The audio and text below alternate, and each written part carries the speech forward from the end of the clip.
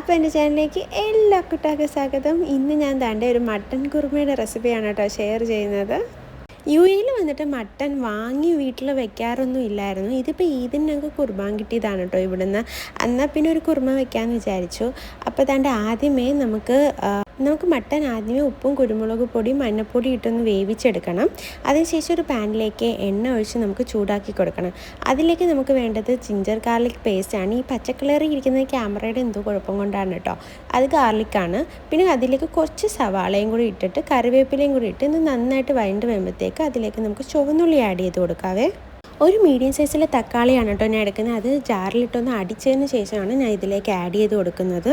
പിന്നെ മസാലാസ് ആഡ് ചെയ്ത് കൊടുക്കാം. മഞ്ഞൾപ്പൊടി, കുറച്ച് ഗരം മസാലയും അതിലേക്ക് മല്ലിപ്പൊടിയും കൂടി ചേർത്തിട്ട് കുറച്ച് പെരിഞ്ചീരകവും കുരുമുളക് പൊടിയും കൂടി ആഡ് ചെയ്ത് കൊടുക്കുന്നുണ്ടോ. അത് നന്നായിട്ടൊന്ന് വഴണ്ട് വരുമ്പോഴത്തേക്കും നമുക്കതിലേക്ക് ദാണ്ടെ നമ്മൾ വേവിച്ച് വെച്ചേക്കുന്ന മട്ടൻ ഇട്ട് കൊടുക്കാവേ. അത് നന്നായിട്ടൊന്ന് മിക്സ് ചെയ്ത് തിളച്ച് വരുമ്പോഴത്തേക്കും നമുക്കതിലേക്കുള്ള കുറുമയ്ക്കുള്ള മെയിനായിട്ടുള്ളത് ആഡ് ചെയ്ത് കൊടുക്കാം. ഒരു ചെറിയ പിടി അണ്ടിപ്പരിപ്പും പട്ടയും ഗ്രാമ്പും അതുപോലെ 2 ഏലക്കയും കൂടിയും ഒരു പിടി തേങ്ങയും കൂടി ഇട്ട് അരച്ചെടുത്തിട്ട് അത് നമുക്ക് ഈ പേസ്റ്റ് ഇതിലേക്ക് ഒന്ന് ആഡ് ചെയ്ത് കൊടുത്താൽ തന്നെ നമ്മുടെ കുറുമ റെഡിയായി കഴിഞ്ഞു. അത് ജസ്റ്റ് ഒന്ന് കുറുകി വരുമ്പോഴത്തേക്കും നമ്മുടെ അടിപൊളി മട്ടൻ കുറുമ റെഡിയായി കഴിഞ്ഞു. അപ്പോൾ വീഡിയോ ഇഷ്ടമെങ്കിൽ എല്ലാവരും ലൈക്ക് ഷെയറും ചെയ്യണം. അതോടൊപ്പം നിങ്ങൾ എൻ്റെ ചാനലിലേക്ക് ആദ്യമായിട്ടാണെന്നുണ്ടെങ്കിൽ സബ്സ്ക്രൈബ് ചെയ്യാൻ മറക്കല്ലേ.